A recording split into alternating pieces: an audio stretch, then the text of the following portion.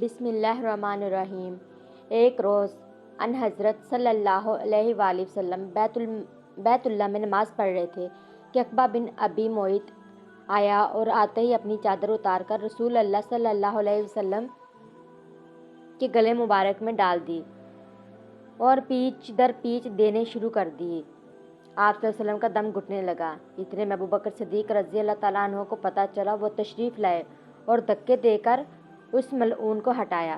کفار نے آپ کو طرح طرح کی تکلیفیں دیں، کبھی جسم عطر پر نجاستیں ڈالیں، کبھی گلے میں پھندا ڈال کر کھینچا، گھر کے دروازے کے سامنے کانٹے بچھائے تاکہ صبح سویرے جب آپ یا آپ کے بچے باہر نکلے تو کوئی کانٹا پاؤں میں چبھ جائے، گالیاں دی، قتل کے منصوبے بنائے، جسم اطہر کو لہو لہان کیا، قید میں رکھا۔ آپ صلی اللہ علیہ وسلم کے صحن میں پکے ہوئے کھانے پر غلاظتیں پھینکی۔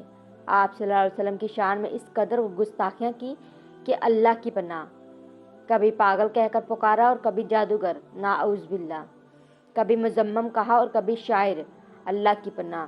ابو لہب نے تو ایک مجلس میں یہاں تک کہہ دیا کہ محمد صلی اللہ علیہ وسلم تیرے ہاتھ مبارک ٹوٹ جائیں، نعوذ باللہ۔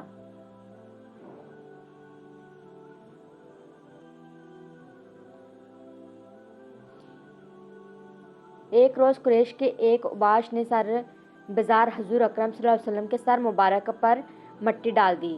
آپ صلی اللہ علیہ وسلم اسی حالت میں گھر تشریف لے گئے۔ صاحبزادیوں میں سے ایک آپ صلی اللہ علیہ وسلم کا سر دھو رہی تھی اور اپنے ابا کو اس حالت میں دیکھ کر رو رہی تھی۔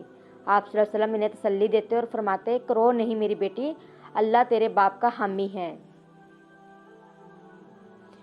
ابو لہب کی خبث باطن کا یہ حال تھا کہ جب رسول اللہ صلی اللہ علیہ وسلم کے صاحبزادے حضرت قاسم کے بعد دوسرے صاحبزادے حضرت عبداللہ کا بھی انتقال ہو گیا تو یہ اپنے بھتیجے کے غم میں شریک ہونے کی بجائے خوشی خوشی دوڑتا ہوا قریش کے سرداروں کے پاس پہنچا اور ان کو خبر دی کہ لو آج محمد صلی اللہ علیہ وآلہ وسلم بے نام و نشان ہو گئے ہیں۔